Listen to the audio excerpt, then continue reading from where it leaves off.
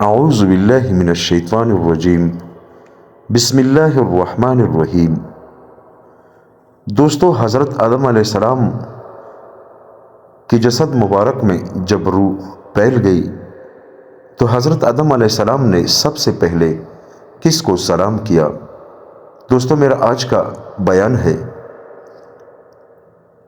تفسیر عزیزی میں شاہ عبدالعزیز محدث دہلوی رحمۃ اللہ علیہ نے بیان کیا ہے کہ جب حضرت آدم علیہ السلام کے تمام بدن میں روح پھیل گئی تو حکم ہوا آدم علیہ السلام کو فرشتوں کے پاس جا کر اور ان کو سلام علیک کہہ کر پھر دیکھ کہ کیا جواب دیتے ہیں۔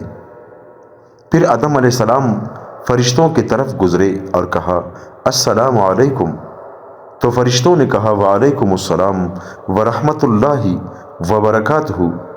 حکم ہوا کہ یہی کلمات تحیتہ تیرے اور تیری اولاد کے لیے ہم نے مقرر کیے ہیں۔ یعنی دوستو، السلام علیکم حضرت آدم علیہ السلام نے سب سے پہلے فرشتوں پر سلامتی کیا تھا، اور فرشتوں نے آدم علیہ السلام کو وعلیکم السلام ورحمۃ اللہ وبرکاتہ کہا تھا۔ تو اللہ تعالیٰ نے آدم علیہ السلام سے فرمایا کہ یہی کلمات، یعنی پوری زندگی تیرے یہی کلمات ہے اور تیرے اولاد کے لیے بھی یہی کلمات ہے کہ جب وہ کسی کے پاس جائے تو کہے السلام علیکم، اور سننے والا یہ کہے وعلیکم السلام ورحمۃ اللہ وبرکاتہ۔ پھر آدم علیہ السلام نے عرض کیا کہ خداوند، میری زرید کیا ہے؟ فرمایا کہ زرید تیری میرے دونوں ہاتھوں میں ہے، ان دونوں ہاتھوں میں سے جس کو تو چاہے اسی میں سے پہلے تجھ کو دکھلاؤں۔ حضرت آدم علیہ السلام نے عرض کیا کہ میں پہلے دایاں ہاتھ اختیار کرتا ہوں۔ پھر پروردگار عالم جل جلالہ نے اپنا قدرتی دایاں ہاتھ حضرت آدم علیہ السلام کی پشت پر پھیرا تو ان کی پشت سے جس قدر نیک بخت لوگ قیامت تک پیدا ہوں گے ان کی صورتیں حضرت آدم علیہ السلام کو دکھائی۔ پھر دوسرا ہاتھ حضرت آدم علیہ السلام کی پشت پر پھیرا تو بدبختوں کو نکالا اور حضرت آدم علیہ السلام کو دکھلائے۔ آدم علیہ السلام نے اپنی اولاد کی صورتیں دیکھی، ان میں بڑا فرق نظر آیا، خوبصورت اور بدصورت، تونگر اور مفلس، لمبے قد، چھوٹے قد، اندھے، لولے وغیرہ وغیرہ۔ پھر اللہ تعالیٰ نے ان سے عہد لیا، لیکن حضرت عبداللہ بن عباس رضی اللہ عنہ سے جو بروایت قوی امام احمد و نسائی اور حاکم نے نقل کیا ہے کہ یہ عہد و اقرار جب آدم علیہ السلام کو جنت سے زمین پر اتارا گیا تھا اس وقت لیا گیا، اور مقام اقرار وادی نعمان ہے جو میدان عرفات کے نام سے مشہور ہے۔ اللہ تعالیٰ جل جلالہ نے سب نیک اور بد کی روحوں کو آدم علیہ السلام کی پشت سے نکال کر وادی نعمان میں عہد و پیمان لیا۔ ارشاد فرمایا کہ بتاؤ، کیا میں تمہارا رب نہیں؟ سب روحی کہنے لگے، یعنی قیامت تک جتنے بھی انسان پیدا ہوں گے سب کہنے لگے کیوں نہیں، ضرور ہمارا رب ہے، جیسا کہ پروردگار عالم جل جلالہ نے ارشاد فرمایا۔ قرآن مجید میں اللہ تعالیٰ فرماتے ہیں جس کا ترجمہ یہ ہے، اور جب آپ کے رب نے آدم علیہ السلام کی پشت سے ان کی اولاد کو نکالا اور ان سے انہی کے متعلق اقرار لیا کہ کیا میں تمہارا رب نہیں ہوں، سب نے جواب دیا کہ کیوں نہیں، ہم سب گواہ ہیں، تاکہ تم لوگ قیامت کے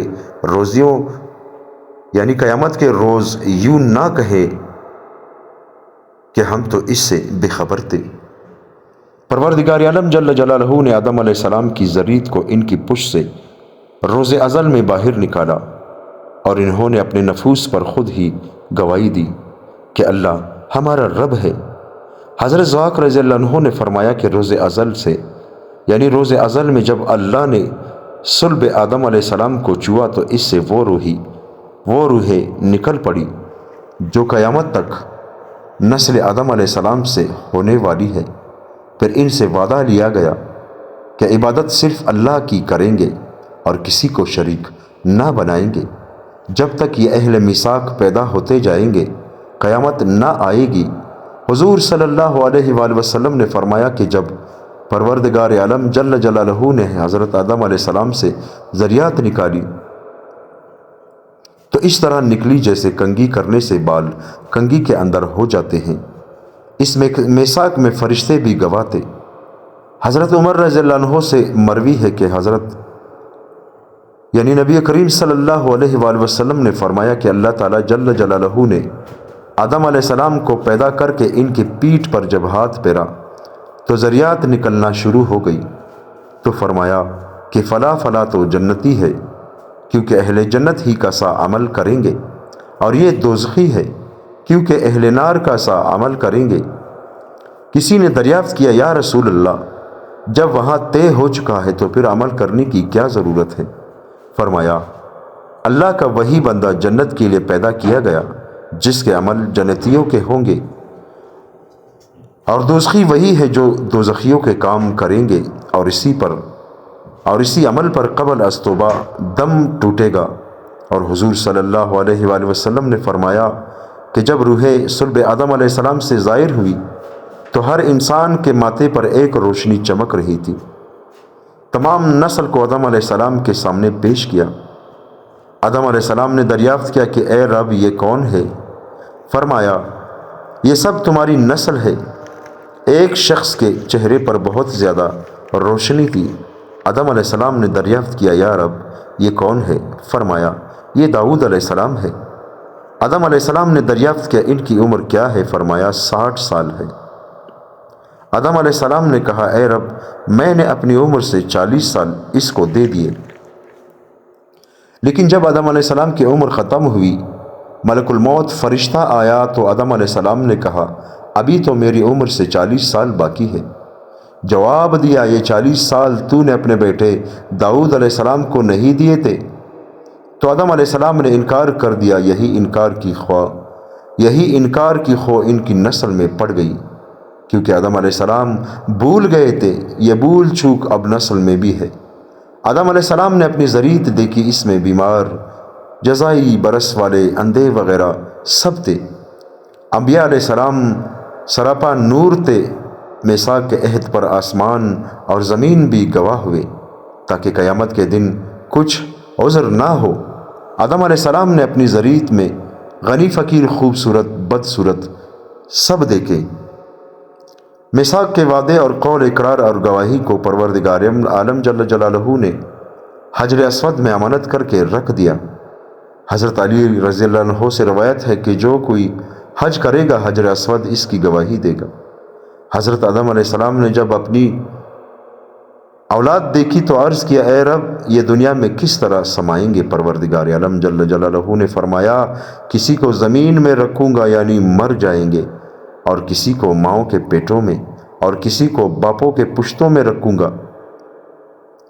امام مالک، ابو داؤد، ترمذی اور امام احمد نے بروایت مسلم بن یسار نقل کیا ہے کہ کچھ لوگوں نے حضرت فاروق اعظم سے اس آیات کا مطلب پوچھا تو آپ نے فرمایا کہ رسول اللہ صلی اللہ علیہ وآلہ وسلم سے میں نے سنا ہے کہ اللہ تعالیٰ جل جلالہ نے آدم علیہ السلام کو پیدا فرمایا، پھر اپنا دست قدرت ان کی پشت پر پھیرا تو ان کی پشت سے جو نیک انسان پیدا ہونے والے تھے وہ نکل آئے، تو فرمایا کہ ان کو میں نے جنت کے لیے پیدا کیا اور یہ جنت ہی کے کام کریں گے۔